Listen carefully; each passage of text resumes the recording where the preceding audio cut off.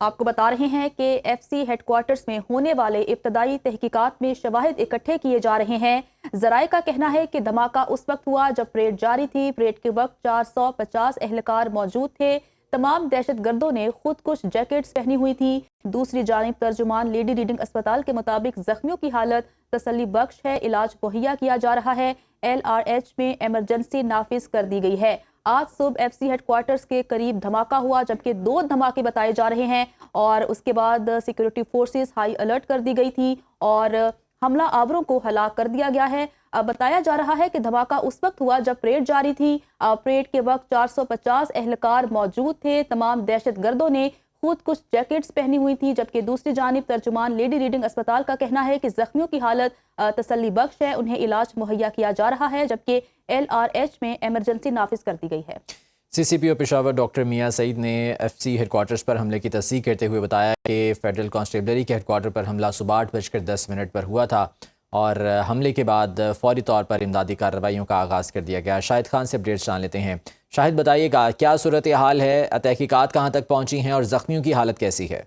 सुबह तकरीबन कोई 8:10 पर FC हेडक्वार्टर के सामने जो है खुद कुछ धमाका हुआ और बताया जा रहा है कि जो पुलिस हुकामियों की जानिब से बताया जा रहा है कि खुदकुश के हमलावर जो थे वो 3 थे और एक ने खुद को यहाँ पे मेन गेट पे ब्लास्ट किया।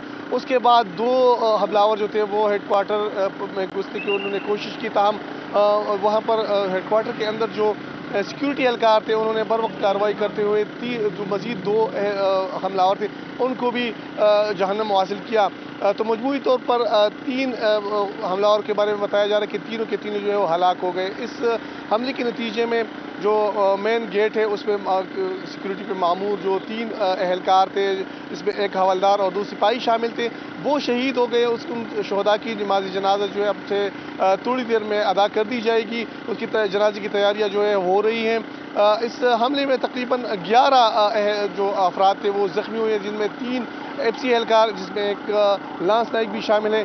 ताहम बाकी जो है वो सिविलियन थे वो मुख्तलिफ अस्पतालों में यानी लेडी रीडिंग अस्पताल और एक KTH अस्पताल में ज़ेर इलाज है।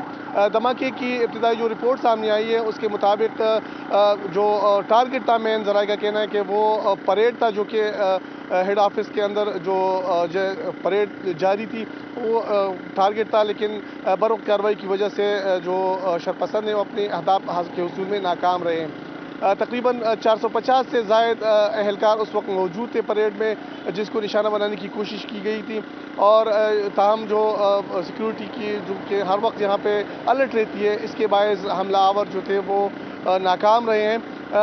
अभी तक की सूरत हाल कुछ इस तरह है कि जो मेन सदर रोड है वो बदस्तूर बंद है, ट्रैफिक को जो है डाइवर्ट कर दिया गया है और जो दीगर एरियाज़ हैं तो वहाँ पर भी पुलिस की बाहरी जो एहलकार है वो तैनात है, BDO भी मौजूद है। शवाहिद इकट्ठे कर लिए गए हैं और मज़ीद जो तहकीकात होगी वो छानबीन का सिलसिला जारी है। जैसे ही कोई नई तफसीलात सामने आती है तो आगाह कर दिया जाएगा। जी ठीक है शाहिद खान, बहुत शुक्रिया इस बारे में तफसीलात से आगाह कर रहे थे।